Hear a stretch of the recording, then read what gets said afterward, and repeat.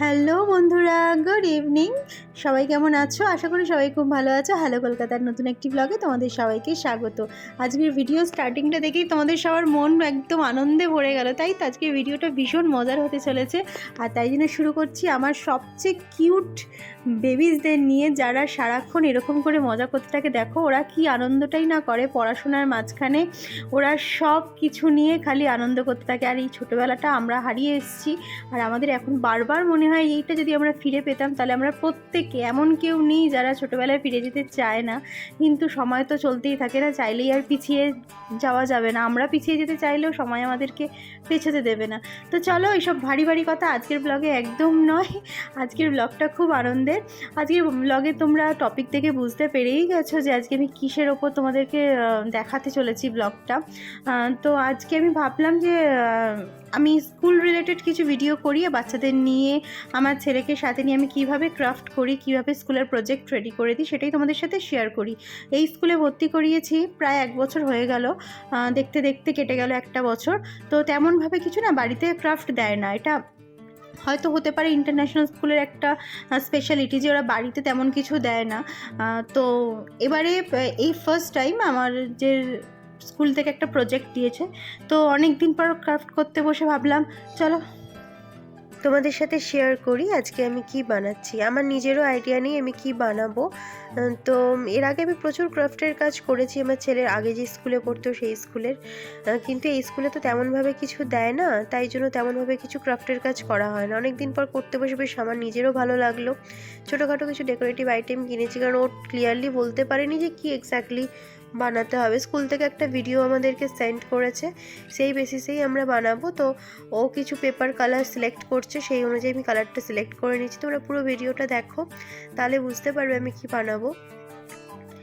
আর প্রথমে ওই বায়না করছিল যে ও বানাবে, কিন্তু যেহেতু একটু গ্লুয়ের বেশি কাজ আছে আর পেপারগুলো এখন যদি ও নষ্ট করে ফেলে তাহলে সেটা আবার আনতে যাওয়া খুব প্রবলেম, টাইমটা খুব শর্ট আছে। তাই জন্য আমি ভাবলাম যে আমি একটু হেল্প করে দিই, ও পাশে বসে থাকুক। ছেলেকে নিয়ে যখন ক্রাফট করতে বসি তখন আমার একটা জিনিস খুব মনে পড়ে, সেটা হচ্ছে আমার ফেলে আসা ছোটোবেলাটা।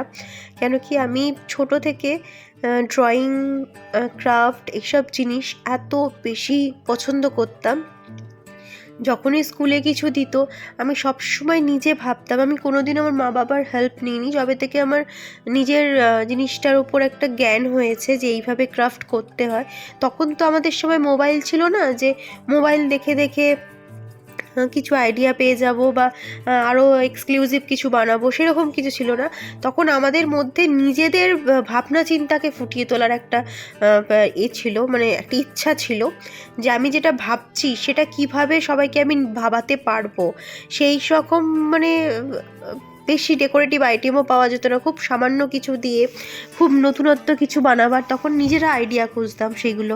আর এখনকার বাচ্চারা তো সব মোবাইলের দুনিয়াতে ভর্তি, মানে মোবাইল থেকে দেখছে অ্যাক্টিভিটি আর সেটা কপি পেস্ট হচ্ছে, আর তো কোনো নিজস্ব আইডিয়া মাথা থেকে বের করতেই মানে ভুলে গেছে। এটাই দেখছি, যদিও আমি আমার ছেলেকে খুব একটা মোবাইল দেখে আইডিয়া বের করতে দিই না, মানে নিজে থেকে করি।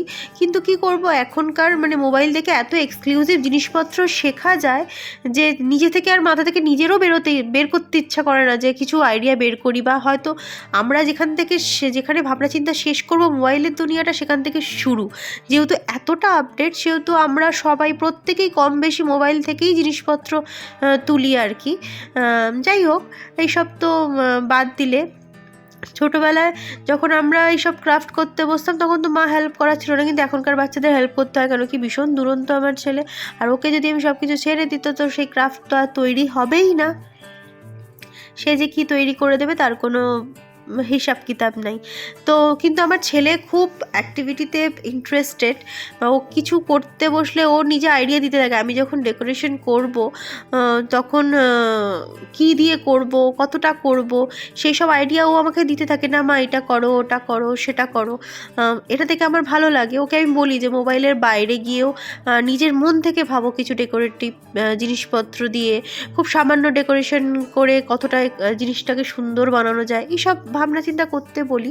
যেহেতু ওদের স্কুলেই সব কিছু বেশিরভাগটা করায়, সেহেতু এখন আমাদের ওই প্রেশারটা তো থাকে না। কিন্তু যখন যেদিন ওদের অ্যাক্টিভিটি ক্লাস থাকে তার আগের দিন বা সেদিন সকালে আমি ওকে বুঝিয়ে দিই যে যদি তোমাকে এইটা বানাতে দেয়, তুমি এইভাবে নিজের মন থেকে ডেকোরেশন করবে, যেটাকে দেখতে সুন্দর হবে, যেটা সবার থেকে একটু আলাদা হবে। কিন্তু ছোট বাচ্চা তো, এখন যদি একটুখানি কাজ থাকে সেখানে গ্লু এত দিয়ে দেবে যে কাজটা ঢাকা পড়ে যাবে গ্লুতে। তো তবুও ফেলতে ছুটতে সব কিছু করতে করতে ও শিখেও যাচ্ছে।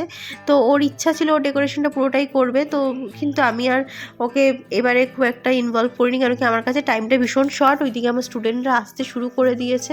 তো আমি বেশিক্ষণ ওকে টাইম দিতে পারবো না, কালকেই লাগবে সেহেতু খুব আর্জেন্টও থাকে। যাই হোক, তো চলো দেখে নাও আমি কি বানাচ্ছি। তোমাদের সাথে কথা বলতে বলতে অলমোস্ট হয়েই গেছে, আমি ডেকোরেশনটা করছি।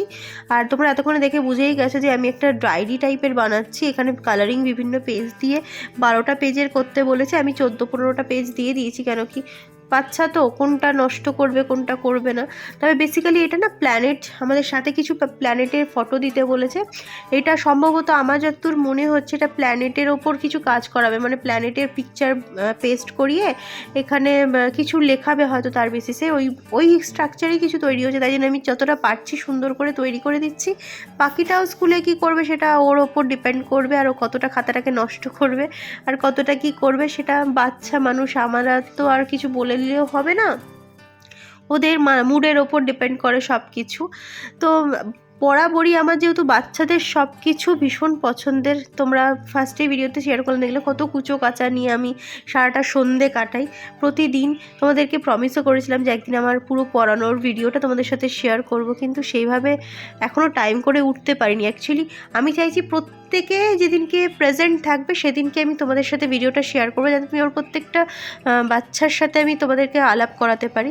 কিন্তু এরকম খুব কম দিনই হয়, আর যেদিনকে হয় হয়তো সেদিনকে আমার ভিডিও করার মতো টাইম থাকে না, কারোর এক্সাম পারপাস হয়তো বা খুব লেট হয়ে গেছে, এরকম কিছু একটা থাকে, তো সেদিন করা হয় না। তো আমি চেষ্টা করছি একদিন তোমাদের ভিডিও অবশ্যই দেওয়ার, কেন কি আমারও খুব ভালো লাগে যে এদের সাথে টাইম কাটানো, সবার সাথে শেয়ার করতে। এরা এত কিউট, এত ভালো। আর সবাই বলে না বাচ্চারা এত দুরন্ত হয়, কি করে হ্যান্ডেল করে ওই, মানে আমি তো আমার একটা ছেলেকে নিয়ে আমি অস্থির হয়ে যাচ্ছি, একটা মেয়েকে নিয়ে অস্থির হয়ে যাচ্ছি, কি করে রাখো। আমার কাছে যে কজন বাচ্চা আছে সবাই মানে লেভেলের দুরন্ত। মানে আমি যদি একটা সেকেন্ডের জন্য আমার রুমটা, যে রুমে পড়াই সেই রুমটা থেকে একটু মানে আলাদা হয়ে যাই, তাহলে তোমরা বাইরে থেকে শুনতে পারবে সেই রুমের তাণ্ডব কি। মানে তারা সেকেন্ডের মধ্যে, কিন্তু আমি যেই মুহূর্তে ওরা আমাকে দেখে নিল, আমাকে মারতে বকতে লাগে না, অদ্ভুতভাবে তারা একদম যে যার সিটে চুপচাপ বসে পড়লো, সুন্দর খাতাপত্র নিয়ে, মানে কিছুই হয়নি, তার আগের মুহূর্তে কিছু হয়নি, এরকম একটা ব্যাপার স্যাপার। তো হ্যাঁ, এইসব নিয়ে বেশ মজাভাবেই কেটে যায়। আর ওরা খুব ভালো শিখছে, এটাতেও আমার ভীষণ ভালো লাগছে। গার্জেনদের রিভিউ খুব ভালো আসছে। এই সব কিছু ক্রেডিট ওদের নিজেদেরকেই আমি দেবো, কেন কি ওরা শিখছে বলেই গার্জেনরা আমাকে এতটা ভালোবাসছে, এতটা সাপোর্ট করছে, যেটা আমার খুব ভালো লাগছে। আগামী দিনে আরও সাপোর্ট পেতে চাই, যেমন আমি আমার স্টুডেন্টদের থেকে পাচ্ছি সাপোর্ট, তেমন গার্জেনদের থেকে পাচ্ছি, আর সাথে তোমাদের থেকেও পেতে চাই। কেন কি আমার চ্যানেলটাকেও তো অনেকটা এগিয়ে নিয়ে যেতে হবে, তাই না? না হলে আমি সবার সাথে কানেক্ট থাকবো কী করে যদি তোমরা আমাকে সাপোর্ট না করো। তো চলো, তোমাদের সাথে গল্প করতে করতে আমার স্ক্র্যাপ বুক, খাতা যাই তোমরা বলো পুরো রেডি। তো এরকমই আমি সাজিয়েছি, বেশি কিছু করতে পারিনি। কেমন হয়েছে তোমরা অবশ্যই আমাকে জানিও। তো আজকের ভিডিওটা এখানেই শেষ করছি, দেখা হচ্ছে আবার পরের ভিডিওতে নতুন কোনো একটা টপিক নিয়ে, নতুন কোনো একটা বিশেষ দিনে।